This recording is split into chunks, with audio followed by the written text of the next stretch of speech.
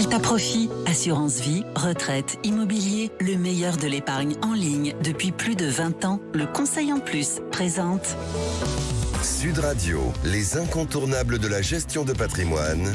Thomas Binet, Philippe David. Bonsoir Thomas, on vous retrouve tous les jeudis soirs avec votre consultante Stellane Cohen, présidente d'Alta Profit, pour nous parler gestion de patrimoine. Aujourd'hui, vous allez nous parler d'investissement dans les marchés boursiers. La dernière enquête de l'OCDE sur la culture financière des Français, publiée en décembre 2023, montre non seulement que nos contemporains ont une culture financière qui s'améliore sensiblement, mais ils sont aussi de plus en plus nombreux à investir sur les marchés financiers. En titre vif directement ou bien en investissant dans les fonds, l'investissement en actions cotées se porte bien. On achète aussi des parts de sociétés non cotées. Alors Stellane, comment vous expliquez un tel engouement? Car investir en bourse présente un risque quand même de perte en capital, obligatoirement. Oui, ça présente. Oui, ça présente. Enfin, en tout cas, le risque est réel.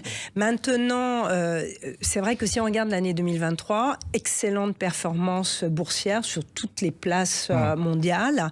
Donc ça, c'est facteur de motivation. Et cela malgré des incertitudes finalement qui pèsent sur la croissance économique mondiale, la situation géopolitique.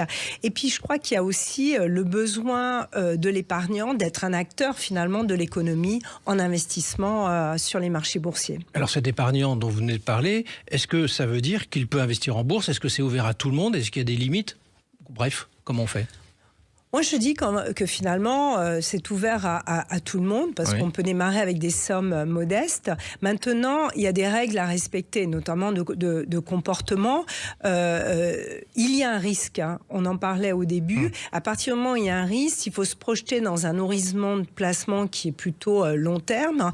Il faut bien évidemment placer des sommes dont on ne va pas avoir besoin dès le lendemain ou dans les mois qui suivent pour pouvoir se laisser la possibilité, s'il y a une période de baisse, de se rattraper. Mais c'est-à-dire concrètement, ça se passe comment ? Alors concrètement, on va acheter des titres. Ces titres vont être sur les marchés et ils vont être valorisés selon la fluctuation des marchés, à la hausse ou à la baisse. L'idée, c'est qu'effectivement, il faut éviter d'être obligé de vendre ses actions lorsque les valorisations ont baissé. Il vaut mieux attendre la plus-value lorsque les marchés ont remonté. Alors on a vu quand même, Stellane, que l'analyse des performances des placements sur les 20 dernières années a montré que ce sont les actions qui se sont le mieux comportées. On est bien d'accord sur déjà ce point. Oui, c'est vrai que quand on regarde sur les 20 dernières années, il valait mieux détenir des parts de capital d'une entreprise plutôt que d'avoir un titre de créance, une obligation. Mais avec, sur les 20 ans, des périodes de hausse et des périodes de baisse. Alors si on cherche la performance, il vaut mieux diversifier son portefeuille action? Il vaut mieux diversifier son portefeuille action, c'est gage effectivement de minimiser le risque. Et c'est vrai qu'il faut diversifier non seulement sur les secteurs d'activité, mais également d'un point de vue géographique. Et lorsqu'on est dans des périodes de baisse, eh bien, il faut racheter pour pouvoir tirer le prix moyen et l'optimiser dans le temps. Merci Stellane et Thomas. On vous retrouve jeudi prochain pour un autre numéro d'Oser investir, les incontournables de la gestion de patrimoine. Et on vous retrouve dimanche dans le Grand Matin Week-end pour Oser investir. Sud Radio, les incontournables de la gestion de patrimoine.